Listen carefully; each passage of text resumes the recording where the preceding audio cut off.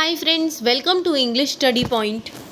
Today in this lecture I am going to talk about concept that was given by Plato. First I am talking about allegory of cave, in which he said there is a dark cave in which people have been chained to the wall since birth. कि प्लेटो को इस line के से कहने का मतलब ये है कि लोग इस अंधेरी गुफा में अपने बर्थ से ही चेंड हो जाते हैं, यानी इस अंधेरी गुफा के अपने बर्थ से ही गुलाम बन जाते हैं.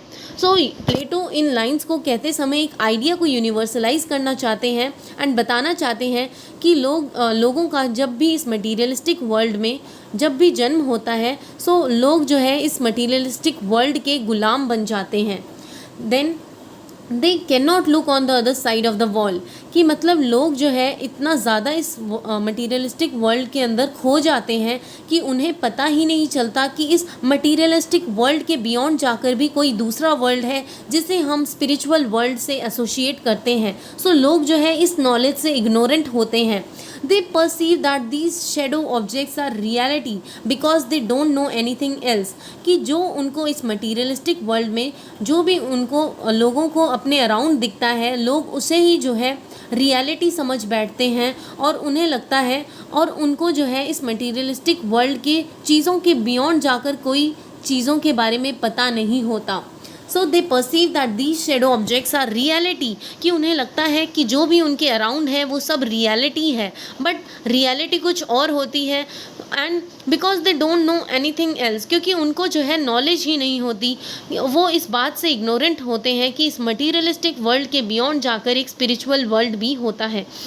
The prisoners could only see flickering images on the wall, कि मतलब ऑन द वॉल का मतलब क्या है, वॉल को जो है यहाँ पर वर्ल्ड से, पूरी दुनिया से, पूरे विश्व से एसोसिएट किया गया है.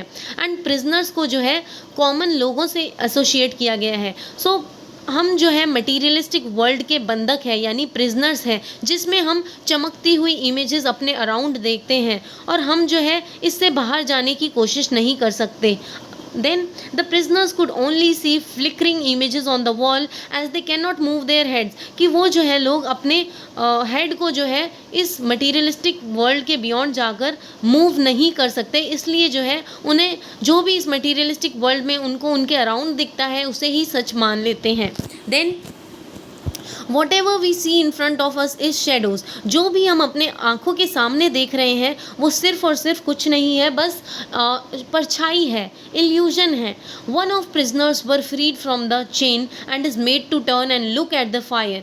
कि मतलब कहने का मतलब ये है, प्लेटो ये कहना चाहते हैं कि जो प्रिजनर अपने आप को इस प्रिजन यानी इस वर्ल्ड से, मटीरियलिस्टिक वर्ल्ड से अगर फ्री कर लेगा, सो अपनी इस चेन को यानी मटीरियलिस्टिक वर्ल्ड की चेन को फ्री कर लेगा, अपने आप को फ्री कर लेगा इस वर्ल्ड से, सो वो जो है बाहर जाकर देख सकता है. फायर का मतलब है ब्राइट लाइट, यानी ट्रू लाइट. ब्राइट लाइट को हम एसोसिएट करते हैं, वो जो है उसे असली नॉलेज यानी असली विजडम जो है वो तक रीच कर पाएगा. और असली विजडम क्या है? स्पिरिचुअल चीज़ों के बारे में जानकारी रखना. The first time when a man is made to look at fire, his eyes would burn. From the day he was born he was never saw such a bright light. कि कहने का मतलब क्या है कि जब इंसान ने पहली बार अपनी आँखों से फायर यानी ब्राइट लाइट यानी ट्रू नॉलेज को देखा, सो क्या हुआ? He was born he never saw such a bright light, कि उसने जो है इससे पहले अभी तक कभी ऐसी ब्राइट लाइट नहीं देखी थी, ऐसी ट्रू लाइट नहीं देखी थी. Because he is only accustom to shadows till now, क्योंकि वो जो है सिर्फ और सिर्फ परछाई के, जो कि उसे मटीरियलिस्टिक वर्ल्ड के अराउंड जो परछाई दिखती थी उसके आदी था. अकस्टम यानी हैबिचुअल था, टिल नाउ, इसलिए जो है उसे पता नहीं था. So the first time when a man is made to look at the fire his eyes would burn, कि जब उसने रियल नॉलेज को मतलब अपनी आँखों से देखा तो क्या हुआ? उसकी जो है आँखें मतलब जलने लगी.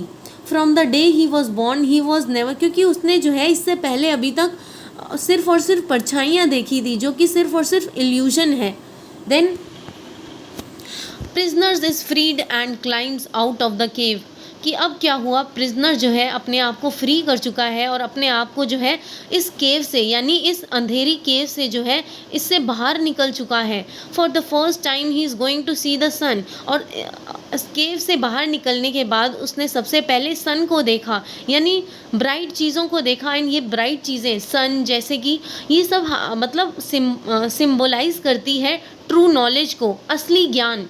So for the first time he is going to see the sun, the world, and when he will come in the cave once again, he will try to convince all other prisoners। कि जैसे ही, कहने का मतलब ये है कि Plato इस line के थ्रू ये समझाना चाहते हैं कि एक प्रिजनर ने इस केव से बाहर जाने की कोशिश की, उसने जो है रियल वर्ल्ड को देखा, सन को देखा, एंड साथ ही साथ जो है वो फिर से जो है केव के अंदर लोगों को समझाने जाता है कि इस केव से बाहर निकलने की कोशिश करो। यानी कहने का मतलब ये है कि वो कन्विंस करता है इस केव से, मतलब इस मटीरियलिस्टिक वर्ल्ड से निकलने की कोशिश करो, एंड इस मटीरियलिस्टिक वर्ल्ड के बियॉन्ड जाकर फिजिकल वर्ल्ड में, मतलब इस स्पिरिचुअल वर्ल्ड में को डिस्कवर करने की कोशिश करो। Then when he will come in the cave once again, he will try to convince all the prisoners that what we are seeing is not a reality। and वो फिर से अंदर केव के अंदर जाकर लोगों को, बाकी सारे प्रिजनर्स को ये कन्विंस करता है कि जो हम हमारे अराउंड देख रहे हैं वो रियलिटी नहीं है, वो सच्चाई नहीं है। You all should go out of the cave, कि तुम जो है, मतलब सबको वो कन्विंस कर रहा है, वो प्रिजनर जो केव से बाहर निकल के उसने दुनिया को एक्सप्लोर किया, वो सभी प्रिजनर्स को, केव के अंदर रहने वाले हर प्रिजनर को जो है कन्विंस कर रहा है कि सब जो है इस केव से बाहर निकलने की कोशिश करो, मटीरियलिस्टिक वर्ल्ड से जो है इस वर्ल्ड में उलझने की कोशिश मत करो, इससे बाहर निकलो, तब जाकर आप इस रियल वर्ल्ड की असली पिक्चर को देख पाओगे। Person who has gone out of the cave and has tasted what real world feels like he is a philosopher।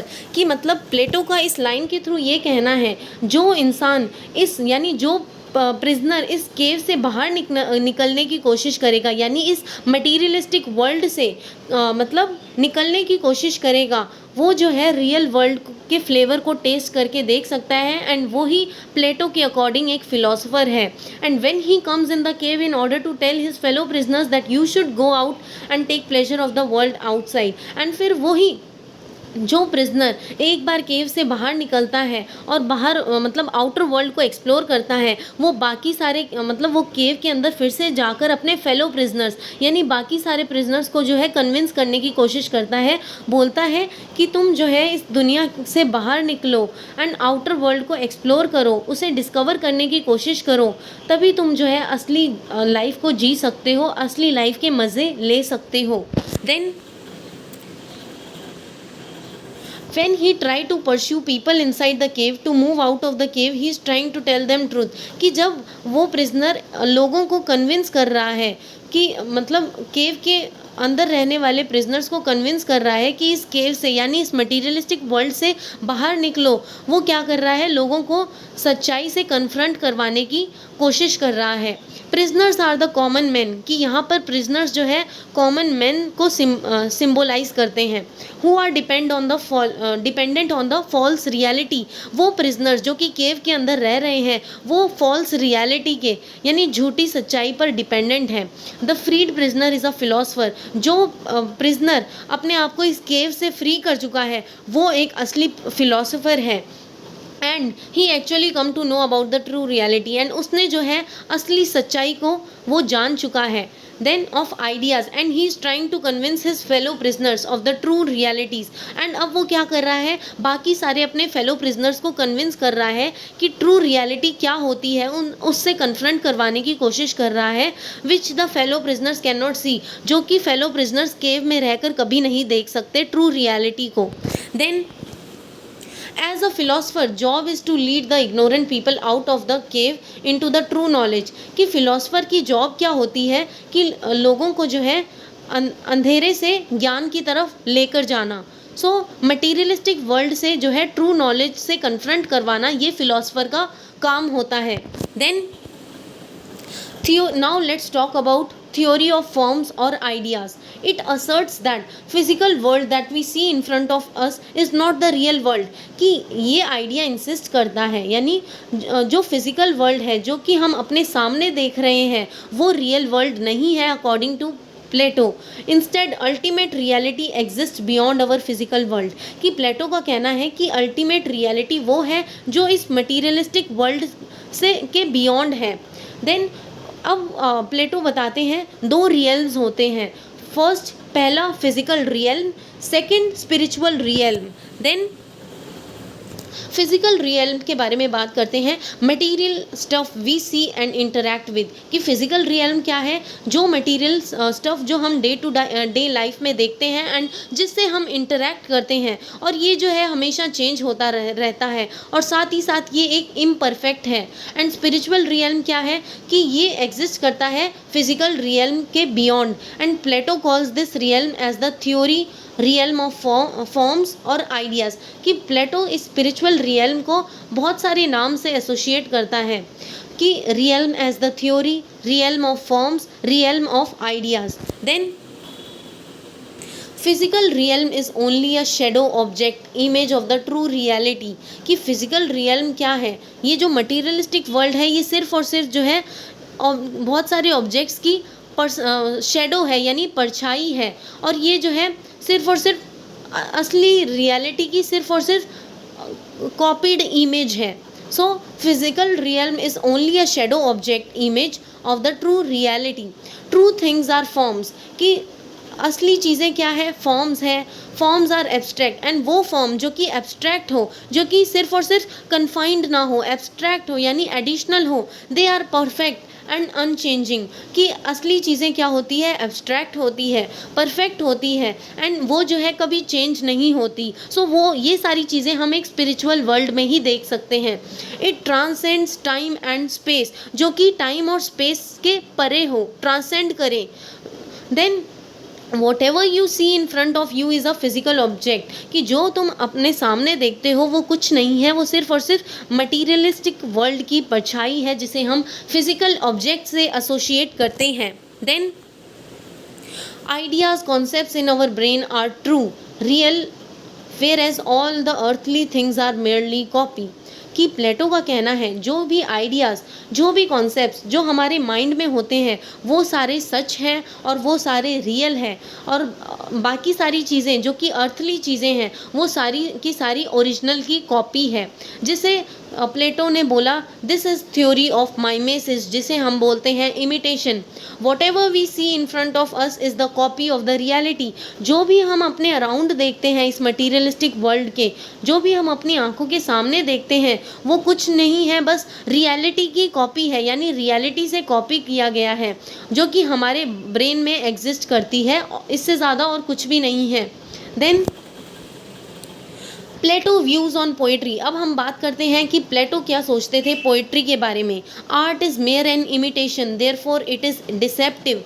कि उनको, प्लेटो को ऐसा लगता था पोइट्री एक आर्ट है यानी कला है जो कि सिर्फ और सिर्फ ओरिजिनल से इमिटेट करके बनाई गई है, और जो कि ये एक तरह से डिसेप्टिव है, यानी पोइट्री से जो है मतलब हमें धोखा मिलता है. According to Plato everything we see physical. कि जो भी हम हमारे अराउंड देखते हैं, अपनी आंखों के सामने देखते हैं, वो कुछ नहीं है, बस रियलिटी की कॉपी है.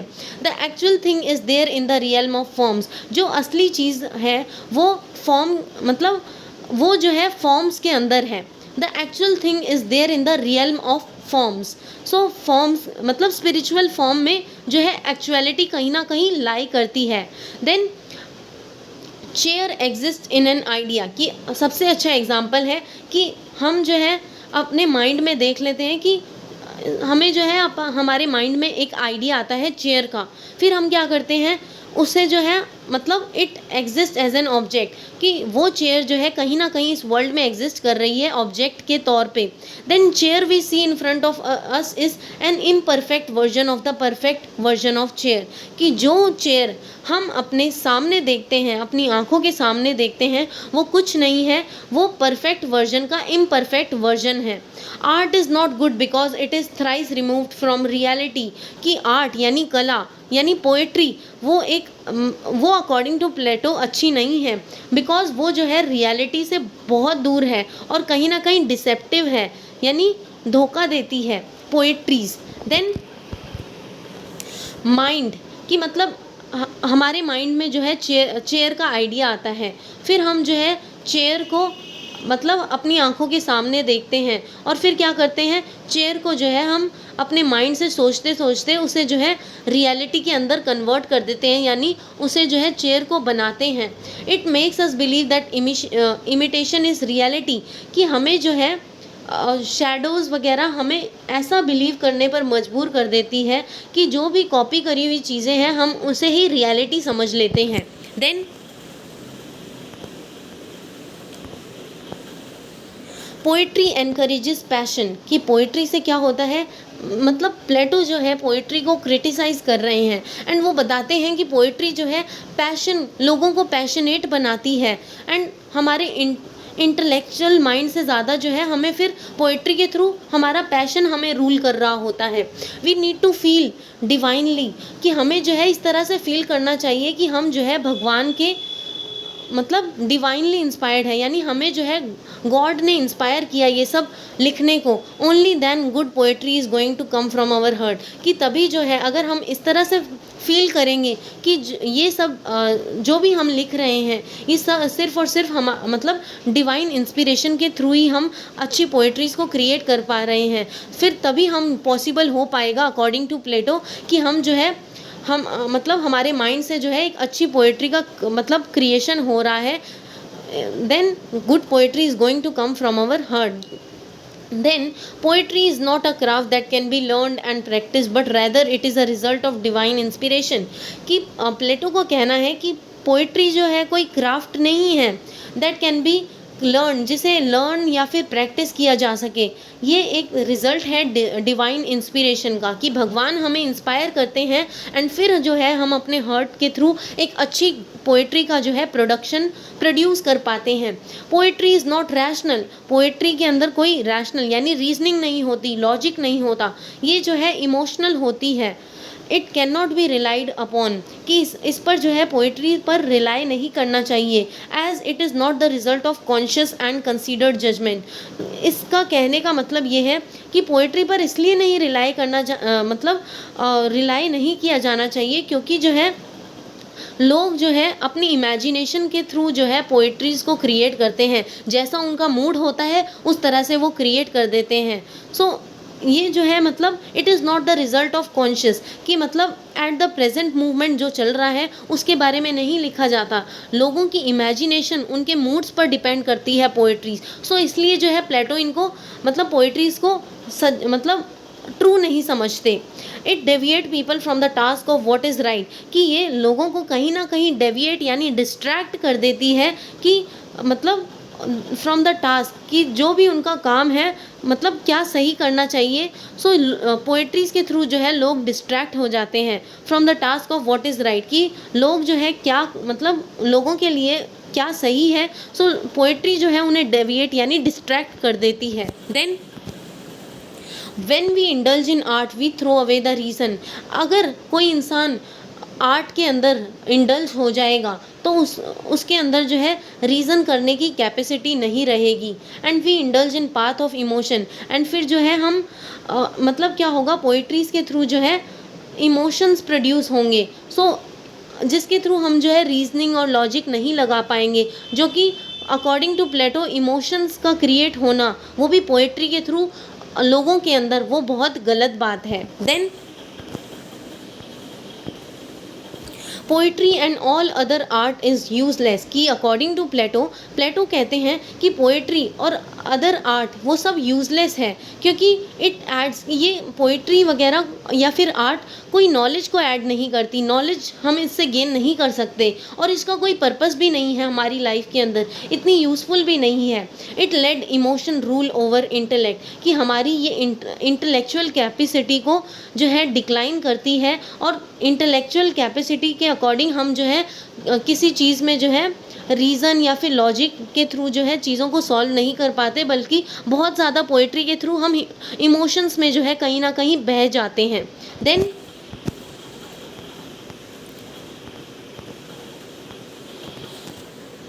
Art leads to immortality because in drama Plato sees people portraying vices of God. कि आर्ट क्या है, इमॉर्टल है, जो कि कभी पैरिश नहीं होगी। बिकॉज हम देखते हैं ड्रामा में Plato sees people portraying vices of gods, कि प्लेटो जो है देखता है, मतलब लोगों को बताते हैं कि ड्रामास के अंदर हम देखते हैं कि गॉड को लोगों ने जो है उनके वाइसेस से पोर्ट्रे कर रखा है, कि गॉड के अंदर कितने फॉल्ट्स हैं।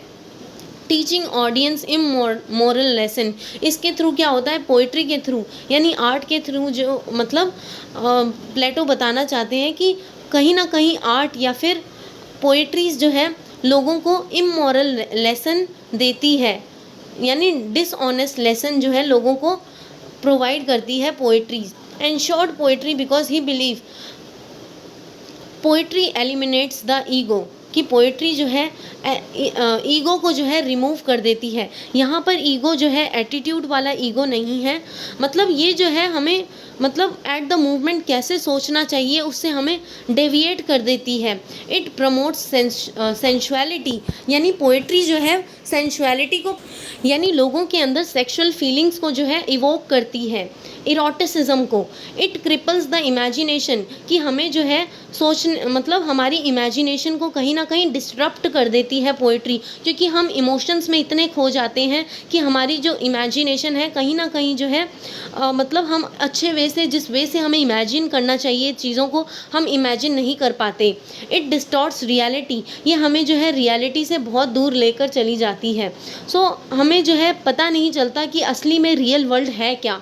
सो इस वर्ल्ड के यानी मटीरियलिस्टिक वर्ल्ड के बियॉन्ड जाकर जो वर्ल्ड है वो रियल वर्ल्ड है। Then art is an imitation of life, कि आर्ट क्या है यानी कला क्या है, कि रियल लाइफ की इमिटेशन है, यानी रियल लाइफ की कॉपी है art. He gave example of cloud, कि जो हम क्लाउड देखते हैं, चेयर देखते हैं, ट्रीज देखते हैं, रिवर्स देखते हैं आर्ट के अंदर, ये क्या है, रियल लाइफ की कॉपी है।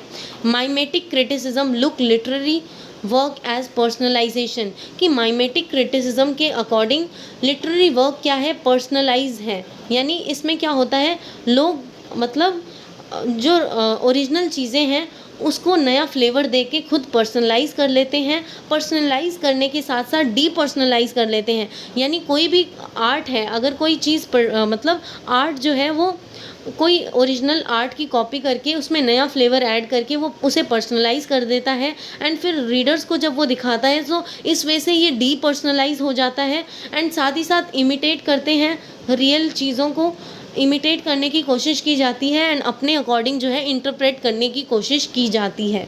इसीलिए बोला गया है आर्ट लाइफ की इमिटेशन है। देन